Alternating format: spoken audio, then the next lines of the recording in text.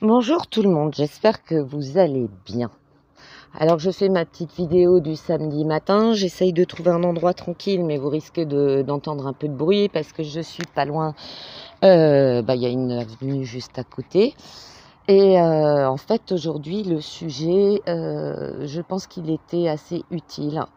Il va s'appeler déconnecter. Parce que si on observe la météo qui déconne, nos médias qui deviennent hystériques avec des intervenants qu'on pourrait mettre dans un film nommé Le Dictateur, plus les gens qui pètent les plombs sur les réseaux, qui pètent les plombs dans la vie réelle, à un moment donné, il faut savoir se blinder. Donc aujourd'hui, mon sujet déconnecté, ça va être quelques petits conseils simples pour tout le monde. Et ça consistera à vous aider à mieux vous blinder par rapport à ce qui vous entoure de négatif. Alors tout d'abord, on a porté une muselière pendant des semaines et des mois, et ça continue encore par endroits. Ce que je vous propose, c'est de faire souvent des exercices respiratoires, d'accord? Respirer. La première respiration, le premier exercice de respiration que je conseille, c'est la respiration au carré. Je vous mettrai un lien d'une vidéo que je trouve vraiment géniale. Faites ça au moins 5 minutes par jour. Alors, j'ai souvent utilisé des petits cobayes dans différents corps de métier, des gens qui sont aussi dans des situations difficiles, stressantes, et ça les aide beaucoup. Et depuis, ils utilisent cette technique quand ça va pas trop fort, d'accord? Moi, je les fais de préférence le soir, mes exercices. Donc, je vous conseille vraiment de le faire. Comme dit, je mettrai le lien, j'épinglerai le lien. Essayez, ça coûte rien. Essayez ne coûte rien, d'accord? Ensuite, aérez souvent votre maison et votre bureau. Il y a eu des gens qui ont pris pour habitude de ne plus aérer parce qu'ils s'imaginaient que le cococircus, il courait dans l'atmosphère. Attendez, il y a du bruit. Ils s'imaginaient que le cococircus courait dans l'atmosphère et donc ils arrêtaient d'aérer. Alors que c'est une grosse erreur. On arrête souvent aussi d'aérer. Bonjour. Et on arrête aussi souvent d'aérer en hiver parce qu'il fait froid, on n'aère plus. Or, on consomme une quantité d'oxygène assez impressionnante. Quand on vit dans un appartement qui est petit, il faut aérer beaucoup, et qui plus est, selon le type de chauffage que vous avez, vous allez consommer votre oxygène plus l'oxygène de l'appareil et vous risquez fort d'avoir des problèmes. D'accord ?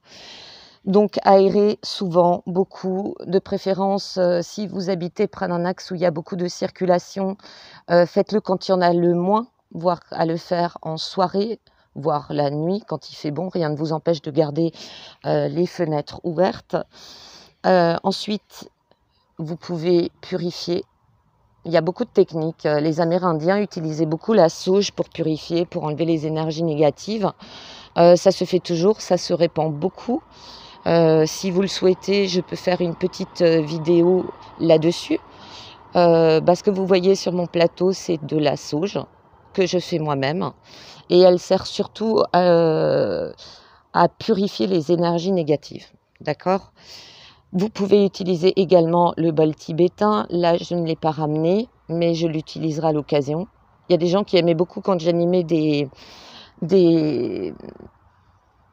chats ou des vocaux en privé, que j'utilise tout d'abord le bol tibétain pour augmenter la vibration énergétique. D'accord ? Les sons, de toute façon, sont importants. Voilà. Ensuite, regardez souvent et écoutez des musiques ou des films plaisants. Un jour, j'ai regardé Walking Dead avec mes enfants. Alors oui, c'est une série, c'est le stress, il y a des zombies partout, etc., etc. Franchement, au bout de 3 épisodes, je suis en mode Survivor dans mon appartement. C'est pas que je m'imagine que des zombies vont m'attaquer, mais l'énergie et l'ambiance de la série est tellement noire et destructrice, et il n'y a que des meurtres, des zombies qui bouffent des vivants, et il ne faut pas se faire contaminer, que Oui, mais non. Ça va une fois de temps en temps, mais je connais quand même quelqu'un qui, pendant tout le confinement du Covid, a regardé les 9 saisons de Walking Dead. Franchement, il faut avoir la santé. Tu résistes à ça, tu résistes à tout, quoi. Demain, mentalement, tu es prêt pour une vraie guerre. Je dis ça, je dis rien. Mais moi, c'est pas mon truc, hein.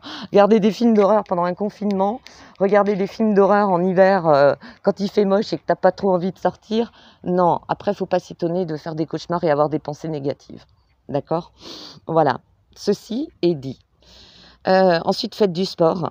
Alors oui, il y a eu pendant le confinement des salles de sport fermées, il y a eu des salles de sport inaccessibles ou qu'à certaines heures et patins et machin et couffins. Alors c'est quand même marrant que nos gouvernements disent sans arrêt faites du sport, faites du sport. Oui, bah enfin bon, quand la salle est fermée, je sais pas, tu vas pas t'acheter tous les appareils dans ton studio et tu vas faire du sport. Faut arrêter à un moment donné. Mais ça n'empêche pas de bouger. Vous pouvez très bien aller vous balader. Vous pouvez rien que de promener votre chien si vous en avez un, vous pouvez prendre un vélo, faire un tour, vous trouvez des parcs sympas, si vous avez une forêt sympa dans les environs, bah, allez faire un tour. Ça ne vous empêche pas de bouger. Pourquoi? Parce que le sport, on ne le dira jamais assez, est très bon pour la santé. Et quand vous ne pouvez pas sortir, faites comme moi, faites du yoga. La pub est faite, d'accord? Pensez natation aussi. La natation est très importante. N'oubliez pas que on grandit dans le ventre de nos mamans et on est dans de l'eau. On est dans de l'eau. Et l'eau fait beaucoup de bien. L'eau permet de faire travailler tous les muscles. L'eau nous détend, nous masse les muscles, nous relaxe. Vous n'êtes pas obligé d'être un champion de natation pour profiter d'une piscine, pour profiter d'un lac, pour profiter d'un étang. D'accord? Même le fait si l'eau est trop froide à votre goût, même le fait d'enlever vos chaussures, vos chaussettes, de remonter votre pantalon et de marcher dans de l'eau. Ou juste quand il y a un ruisseau, enlevez vos chaussures, vos chaussettes et mettez vos pieds dans l'eau et laissez-vous masser les pieds. Ça fait un bien fou. D'accord? Voilà. Faites aussi des bains de lumière. La lumière est importante, la lumière du soleil est importante. Alors vous n'êtes pas obligé de faire la carpette pendant des heures à brûler au soleil, ce qui serait plus nocif qu'autre chose. Mais quand vous le pouvez, c'est ce que je dis souvent à des gens qui travaillent toute la journée dans un bureau, pourquoi ne faites-vous pas votre pause midi avec des collègues dans un parc? Et prendre un peu le soleil, prendre un peu l'air frais, entendre le chant des oiseaux, voir des enfants jouer, c'est quelque chose de positif. Restez pas enfermé dans votre bureau, à manger tout seul, à la va-vite, et puis à regarder votre écran d'ordinateur et à stresser sur ce que vous n'avez pas encore réussi à faire dans la journée. Sortez, prenez l'air. 10 minutes par jour sont largement suffisants. Hydratez-vous aussi. On ne s'hydrate pas assez. On est à une latitude où, ok, il y a des zones de canicule, où on a soif, mais dans l'ensemble, on ne s'hydrate pas assez. Puis il y a quelque chose qui est très important aussi. Il y a des gens qui peuvent boire 2 litres de liquide, de jus de fruits, de thé par jour, et qui ne vont pas retenir l'eau dans leur corps. Le meilleur moyen de s'hydrater, c'est de boire et de manger des fruits qui sont riches en eau. Là, en été, melon, pastèque, il y a d'autres fruits bien juteux, des cerises, voilà. Et des pommes. La pomme, au contact d'un liquide d'eau, gélifie. Elle retient l'eau dans votre organisme, d'accord? Donc ça, c'est important. Faites aussi des cures de vitamines. Mais alors les cures de vitamines, c'est comme tout. Faites quand même une prise de sang auparavant pour savoir si vous avez une carence. Rien ne sert de gaver de vitamines du matin au soir. Parce qu'une hypervitaminose peut être dangereuse. Pour certaines vitamines, ça peut être dangereux. La vitamine C, non, parce qu'on l'évacue, mais il y a d'autres vitamines qui ne sont pas évacuées par le corps et qui, en excès, deviennent nocives. Voilà. Ceci étant dit, prenez aussi donc des douches ou des bains au sel. C'est très relaxant. Ça a aussi un effet d'enlever les énergies négatives. Moi, ce que je fais quand j'ai pas le temps, je prends du gel douche ou du savon, je mets un peu de sel dans ma main et je m'enduis tout le corps avec, d'accord? Et ça offre au niveau musculaire tout de suite un effet de détente, de relaxation. C'est pas pour rien que les bains de mer et les thalassos proposent des bains salés, d'accord? Ça, entre autres choses. Mais franchement, vous vous sentez, vous essayez. Moi, je vous propose la chose suivante, essayez. Essayez et dites-moi. Quand vous avez passé une journée stressante, où votre corps est tendu, où vous n'en pouvez plus, prenez une douche chaude ou tiède, ça c'est vous qui voyez. Et prenez un peu de sel, hein, pas beaucoup, une cuillerée à café suffit. Vous mettez du gel douche ou vous savonnez vos mains en même temps que le sel et vous vous enduisez avec et vous vous rincez correctement. Et ça fait un bien fou. Et comme dit, ça enlève les énergies négatives. Ensuite, coupez les infos, les séries ou les films violents, ce que j'ai déjà dit, parce que bon, des monsieur chypriotes qui veut chercher les gens chez eux, menottés pour les forcer à se vacciner, ça suffit. Ceux qui ont l'air de toucher des coms à la vente de vaccins, qui sont au-delà des lois, qui ne respectent plus rien, ni la DDHC, ni la Constitution, ni aucune loi en vigueur, quelle qu'elle soit. Stop. Un jour, vous allez vous prendre un procès d'un autre monde, voire vous allez vous prendre tout le peuple de ce pays à la figure. Il ne faudra pas venir pleurer. Mais revenons aux énergies positives, parce que eux n'en ont pas du tout. D'accord ? Vous pouvez aussi porter des pierres contre le négatif, comme les plus simples et les abordables.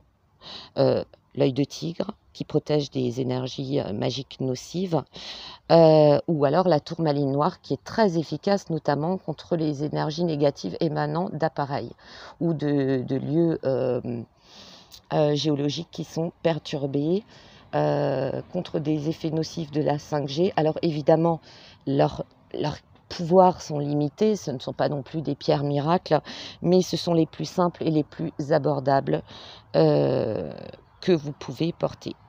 Dans le pire des cas, si vous avez vraiment des doutes sur quelque chose de très nocif magiquement parlant sur vous, rien ne vous empêche de porter la célèbre médaille de Saint-Benoît. Elle est fantastique pour ça. Prenez aussi plaisir à créer. Prenez plaisir, si vous aimez peindre, si vous aimez coudre, vous aimez tricoter, vous aimez... soyez dans la création, mais de choses que vous aimez. Et mettez-y toute votre énergie positive, mettez-y tout votre amour. Prenez plaisir à manger. On mange tous en 4e vitesse, quoi. Vite, vite, vite, on va descendre l'assiette. Même moi, je le fais, hein, des fois, je le fais. Et je le sens passer après. Prenez plaisir à manger des choses que vous aimez. Prenez plaisir à trouver le goût si vous avez la chance d'avoir des fruits et des légumes du jardin, prenez plaisir à manger une bonne fraise, une bonne framboise, savourez le goût, savourez la texture. Mangez-la en prenant votre temps, d'accord ? Quand vous prenez un morceau de chocolat le soir pour vous faire plaisir, ça arrive, il y en a plein, hein, ils se prennent une tisane ou un café quand ils rentrent. Savourez votre chocolat. Mangez-en moins, mais achetez-en de bonne qualité et savourez le goût. Les 5 sens, c'est très, très, très important. Donc, prenez le plaisir à écouter des belles musiques, les sons. Écoutez des musiques avec des beaux sons, des sons qui vous font vibrer, littéralement vibrer. Ou si vous avez besoin d'un peu d'énergie positive, prenez des musiques qui vous entraînent, qui vous boostent, qui vous motivent. Prenez plaisir à observer quand vous sortez. Ne regardez pas le paysage en le balayant tout simplement du regard. Fixez votre attention sur chaque chose, comme je vous l'ai conseillé samedi dernier. Fixez une feuille, observez un oiseau, ce qu'il fait, quand il vole, quand il est en train de picorer. Observez-le vraiment, focalisez votre attention là-dessus. Et souvent, vous découvrirez des détails que vous n'avez jamais pris le temps de découvrir auparavant. En clair, un bon conseil, et avant que la tondeuse démarre, faites-vous plaisir et restez positif. Bye bye.